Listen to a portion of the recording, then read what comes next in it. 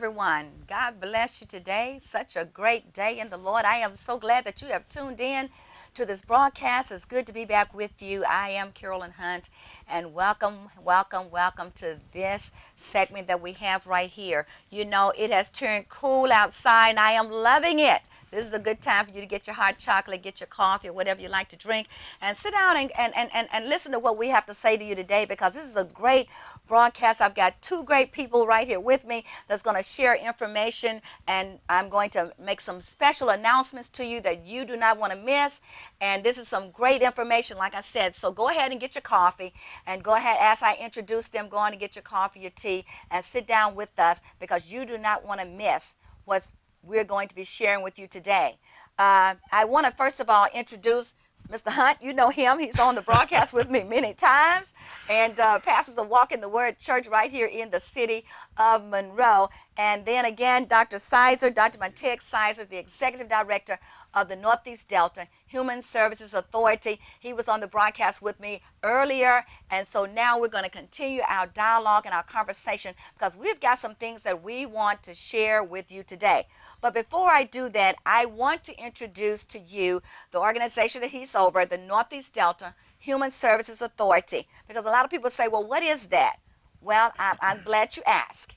It manages the community-based services for individuals diagnosed with major mental illnesses, developmental disabilities, and addictive disorders. Northeast Delta Human Services Authority is devoted to deliver programs and services that encourage people to reach their true potential. These are the three guiding principles that drive how they serve their citizens: greater access to services, excellent customer service, quality, competent care. But not only that, they serve so many parishes. They serve 12 of the northeastern Louisiana parishes.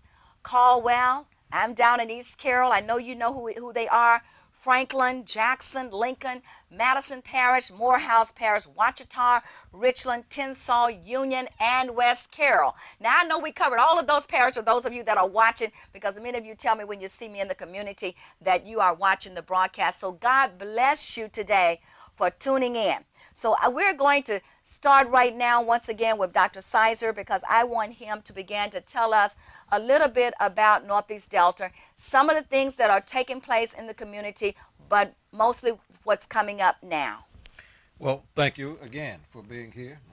Bishop, it's always good Dr. to be Sizer, in your yes, presence. sir.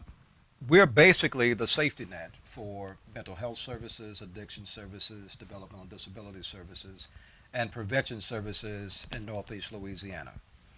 But how we do our work varies. It depends on the needs of the people.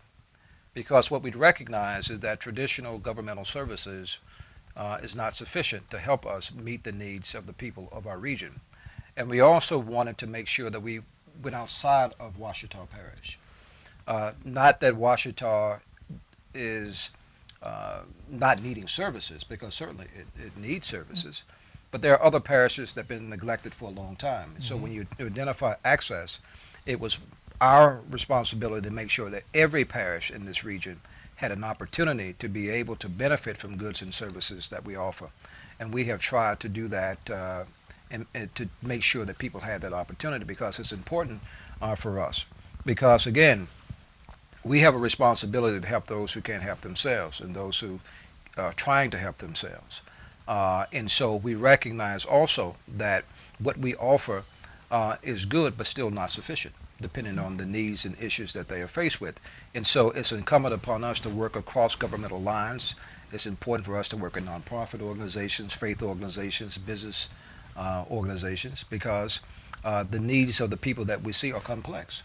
And so some people ask, well, Sizer, why are y'all doing workforce programs? Well, because people with mental illness and addiction need to work. Absolutely. Yes. If they say, well, why are you involved in primary health care? Because most of the people who come into our clinics also have hypertension and diabetes. Absolutely. And so for us to treat only the psychiatric is good, but it's not sufficient. And so therefore we try to work in ways to try to meet and address the issues that they face. And you all know about our prevention work. Yes. Absolutely. Yes. You know, and I was just listening to all that you were just saying, and my mind was going like this because of all the things that each time when I speak with you or talk with you, I hear about all the great things that's taking place, and I just began to grow even more. I know you began the connection with the faith base, and Mr. Hunt, some of the faith-based summits that Dr. Sizer put together, and we had the privilege of being able to work with him to put those together. We gained so much information, and asking the ministers, the pastors, to come together in those. And I believe you've had five of those faith-based summits. What are some of the things that you see, Dr. Hunt, that people were able to gain from that? And because I know this is going to lead up to where we're going now. That people gain from that, not only the pastors but many of the others in the community that came in and they received all that information. Well, one of the primary things that was gained was awareness. We live in a community when things are happening and going on, and we see them, but we don't know what to call them. We don't have a name for it or a title for it. And so we was treating mental illness as a big taboo. We would turn our back, we run away, we look the other way, because we didn't make the correlation that you're either going to have a physical illness or a mental illness. So we did not know what mental illness actually was. Schizophrenia, we didn't know what that was. And so through these summits, we were trained and taught or educated as to what mental illness actually is. It's not to be run away from, but to be embraced to help those who need this help. And more times than not, we all know someone who may be in our own families that have need of these services, but we did not know where to find them. And so when Dr. Sizer came on board with Region 12 and these 12 parishes, Region 8 rather, and he taught us. We have services, we have people, but more importantly, he came and said we have competent, qualified services, and we want to provide them to you and your community. And so as pastors coming together, we heard the presentations, we heard the speakers, and we gained knowledge. And with knowledge comes power. And with power comes an expectation. Now we are being equipped as to how to deal with these situations. If we're in church and somebody does a certain thing, we know how to handle it. But when mental illness would flare up, like you said earlier, we call for security, the armor bearer. Why? We just didn't know what to do. So now through education, we know how to recognize it, and again, we learn how to best deal with it. Yes, yes. And I'll just add, Bishop Hunt, that when we talk about schizophrenia, we're talking about a severe mental illness. But there are people who are depressed but not clinically depressed. Absolutely. And still that has a negative effect on them and their social relationships. We know that personality disorders are all over the church and because they're all over society. We know that people who can't get along in small groups will tear up a church and tear up what it is that the man or woman of God is trying to do. Absolutely. And so we live with conditions of mental illness every day. They're in our homes. They're in our churches. They're in our workplaces. They're throughout society. And so we can't run from the issue. As a matter of fact, it's in the Word. Absolutely. And if we are wanting to be good stewards of what it is that God may have entrusted us to do relative to his people, then we've got to understand those critical components like mental health. They may not have called it as such, but essentially it is mental health, mental illness, or melancholy, or however you want to define it. The bottom line is, or call it life. The bottom line is whatever is maladaptive to not allowing the word to penetrate deeply and to have that word then lived out is detrimental to the person, detrimental to their purpose, and detrimental to their contribution to the world. And as leaders of congregations, we have a responsibility to make sure we create the right environment so that what God has for him or her, they're able to understand it, recognize it, and then exhibit it for his glory. And you know, and I'm a person of prayer, and I believe in prayer, but I know we can't pray away everything. Right. If a person comes in, as you're saying, with a heart attack, then we had one lady there in the church having a heart attack. Now, yes, I prayed for her. You know the next thing? Get her to the hospital. Get her to the right place where she can get the right treatment that she needs so that she can survive and have a healthy life from that moment forward. It's the same thing with mental illness and someone that's suicidal. Just this past Sunday, we ministered on being depressed. Elijah was so depressed, he said, take my life. So it's in the Bible. You know, what if somebody come to church now and said, look, I'm depressed. I'm ready to take my own life.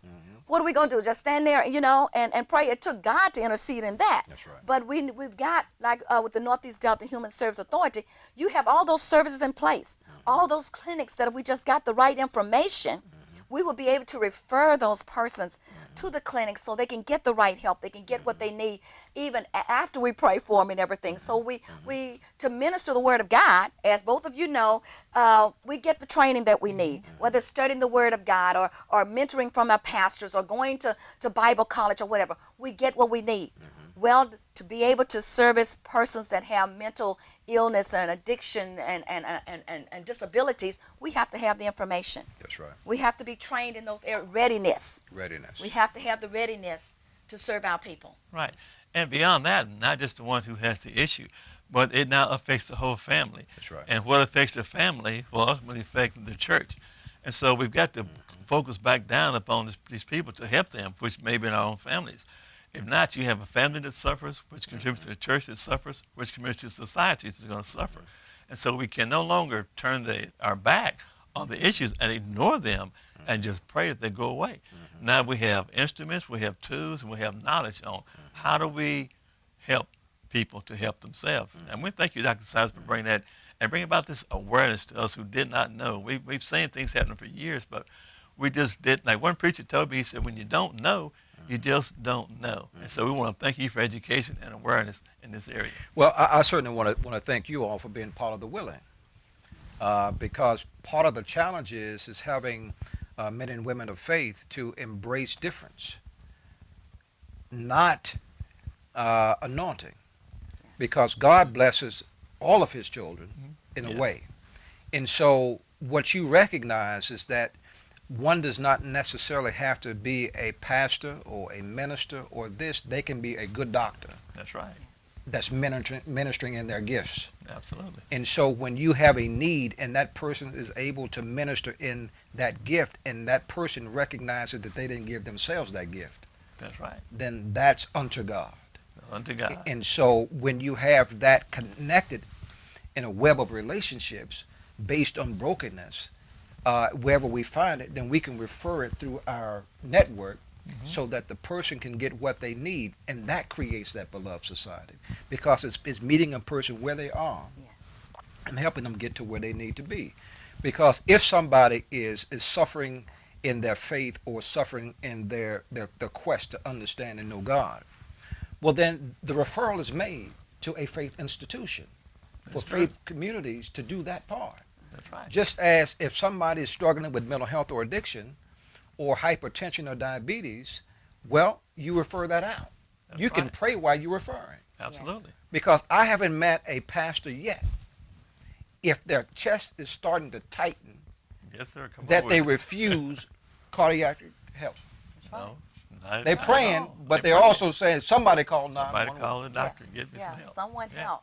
Well, if you just joined us, we are talking about, I tell you what, the Faith Partnership Readiness Training that is coming up Thursday, October the 25th, starting at 9 o'clock a.m. until 2 o'clock. There is no charge. It's going to be at 1201 Stubbs Avenue, and we are inviting you to be there. We are calling you. We are admonishing you. We're saying to you, pastors, ministers, lay persons, those in the churches, come and be a part of getting ready that you will be able to serve those persons within your church, and that you would have the knowledge, just like Bishop said, you need this knowledge. We didn't have the knowledge. Now we thank God and thank Dr. Sizer for those 5 other summits that has taken place already, to where we were able to gain the knowledge and the information that we needed about mental illness, so we wouldn't run from it, but that we would be there equipped and ready to help. So once again, that date is October the 25th. That's on a Thursday, starting at 9 o'clock a.m. until 2 o'clock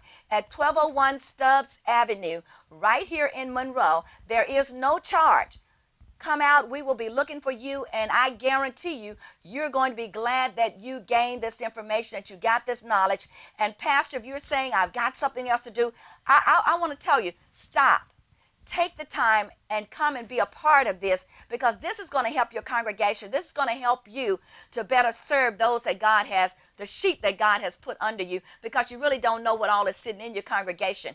some of what we're talking about may be sitting there right now saying, I really wish my pastor could help me. I really wish he knew what I was going through. Do he know that I am ready to just throw in the towel? I'm ready for suicide. I'm ready to just, go home and just do something to the family crazy. All of that goes on. So pastors, we want you equipped. Send your ministers, send your lay persons, send those nurses and doctors that you have right there in your congregation, black, white, rich, poor. It doesn't matter what the name of your congregation is. Doesn't matter if you're Baptist, Catholic, Methodist. That doesn't matter. Absolutely. What matters is that you are equipped. That's why it's called, I just told Dr. Seitz that I love this, Faith Partnership Readiness. That word readiness just keeps jumping out in me because he's preparing you and getting you ready for whatever may be in your congregation or whatever may be there. So once again, the date is Thursday, October the 25th, starting at 9 o'clock a.m. at 1201 Stubbs Avenue. We'll be looking for you to be there. Yeah, and that sounds like I can hear somebody out there saying, you keep saying readiness. So when I come on October 25th, what can I expect to hear? What can I expect to receive? What kind of topics are you going to talk about?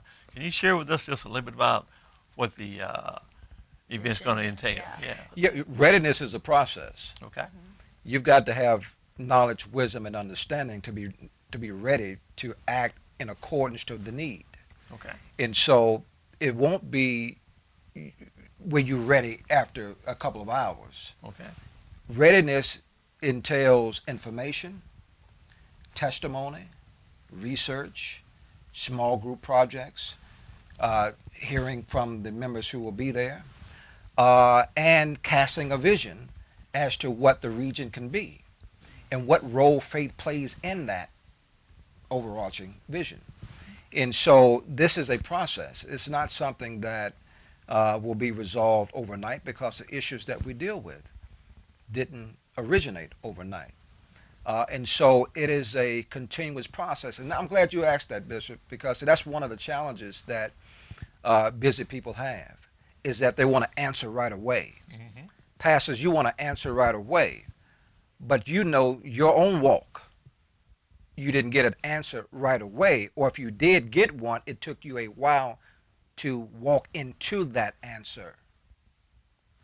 God may have revealed something to you, but it was a journey, and it's still a journey for you. So you cannot expect any different from anybody else. And when you're talking about a collective group of people, they are also on their individual journeys, their collective journeys, and so forth. And so this is a process. And so for any pastor to say that they're too busy, my question to you is this. What will you say when you're asked the question? Did you take upon yourself to avail yourself to all possible resources to help those under your care? Because remember, also the life that you may be saving may be your very own. And we have had pastors to say, you know, I knew a lot of this, but, you know, I didn't go to the doctor. Mm-hmm. I didn't go get my checkups on a regular basis. Right. And you know what? When I went, they told me I had cancer. Yeah. Mm-hmm. And they're getting it treated. And y'all know some of the people I'm talking about. Right. You know, I've been dealing with issues of burnout, but didn't know how to deal with it. Mm-hmm. You know, I've been battling suicide ideations, you know, and now I got somebody I can speak with about that. Mm-hmm.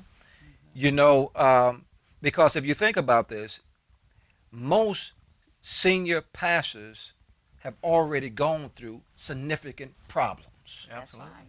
Yes. It is through their brokenness, through their hurt, that God sees fit to use them. Yes. Mm-hmm. And so how dare you now act as if you don't have a problem? Yes. Yeah. And that's absolutely correct. As a senior pastor, you're looked upon as you can handle everything that's been thrust upon you. Right. And then with expectation, you try and meet that demand and that challenge. When you're just a man, just a woman like everybody else, you have the same issues, the same life. You hurt, you cry, you go through pain. And so why not come in, and when you get ready to prepare for a sermon, you read the scriptures, God doesn't reveal everything to you in that one sermon. That's right. It's a time process. Mm-hmm. And so in the process, as I understand it, in our readiness, all of us will come to the table. We'll bring our accumulated knowledge, wisdom, understanding, and questions. That's right. Because sometimes we think we're in the ship all by ourselves. Right. We're in a fellowship, but we feel alone inside the ship. Mm-hmm. And so this is going to help us recognize issues that we see to help develop methodologies to improve ourselves and our community. And at the end of the game, which is who knows when, it's just good. It's just good. It's good to come together and learn about how to face the issues that we all have today, right now, concerning disabilities and mental illness. That's right. In addition to readiness, Bishop, again, awareness, how you develop capacity and how you sustain that capacity once you've developed it. This is what this is about, because it's about developing the proper infrastructure that support human beings and human need. And so when you have the right infrastructure and when you have the right connectivities, then one entity doesn't have to assume all of the pressure. Yes. It shares the load. Now it says, Department of Corrections, you do your part and we do our part. Mm-hmm. Now we tell the Department of Education, you do your part and we do our part. And then we tell all these other entities, Department of Children and Family Services, you do your part and we do our part. Mm-hmm. Now we tell the business owners, you do your part and we do our part. Now there's a collective set of responsibilities and accountabilities on helping our people be all that they can be. Now, in addition to that, the people have a responsibility. Mm-hmm. Yes. You can have the infrastructure, but are they taking advantage of it? And so, we believe in reciprocal accountabilities.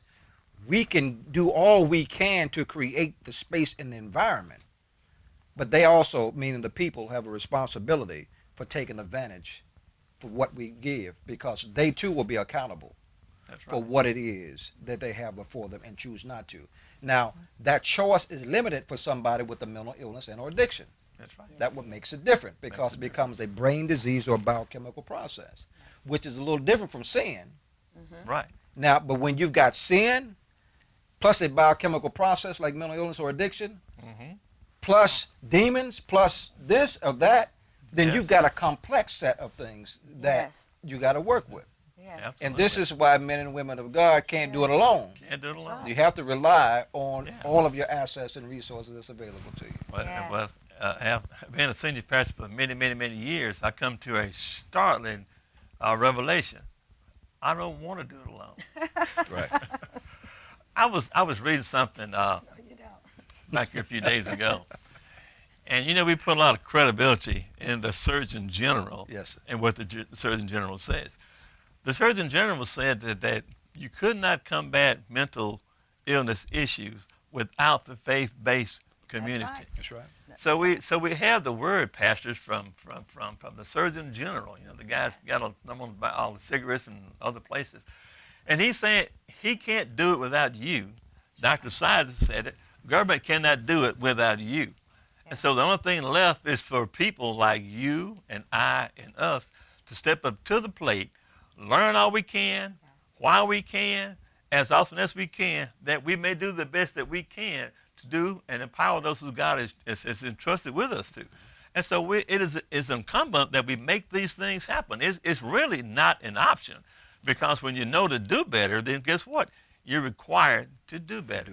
And as pastors, we preach that all the time. When you know better, do better. And so pastors, come on out and join with us in this endeavor to learn. And there's people coming in from other places that's going to be, teaching us and instructing us. We're not teaching. It's not us. They got professionals that come in and oversee this. But it's not going to be the same, Pastor, if you don't come. And if you can't come, send your proxy. Send your secretary, your armor bearer, your deacon, your wife, your husband. Send somebody that this information will find itself right back in your possession, that it may be utilized and used by you and your congregation. Because again, the life you save might be your own or a member of your family's. Because churches now have to do things that they historically didn't do. That's right. Absolutely. Now churches got security. Got Yes. security. Who would have ever thought that? So that's how That's bad right. it's getting. Yes. You can't even walk in certain communities or certain parks without being fearful. Yes. You can't even send your child to school and not know if they're going to make it back. That's right. So even if it's not affecting you right now, it's affecting somebody in your family and somebody in your community. And if you are called by God, and I believe that you are, isn't it incumbent upon you to do for the least of them? Yes. To equip those individuals who need to be equipped so that they can be and benefit from God's word and live out what it is that he's got for them to do? And so if you want to do it from a selfish standpoint, then do it. I don't recommend it, but do it. Because again, the life you save might be your own or your loved one. And if you're a physical conservative, what I say to you, efficient government, efficient programs, goods and services, properly coordinated or pressed down, shaken together, helping to meet a need of those who are challenged in society, will be the most economical way in order to meet human needs. Then the monies that we have, we can plow back into other things like research and development, providing more jobs, building more roads, as opposed to dealing with healthcare related issues, mental health related issues, and get this, criminal justice Yes. Oh, yes. issues. Because they will bottom out Yes.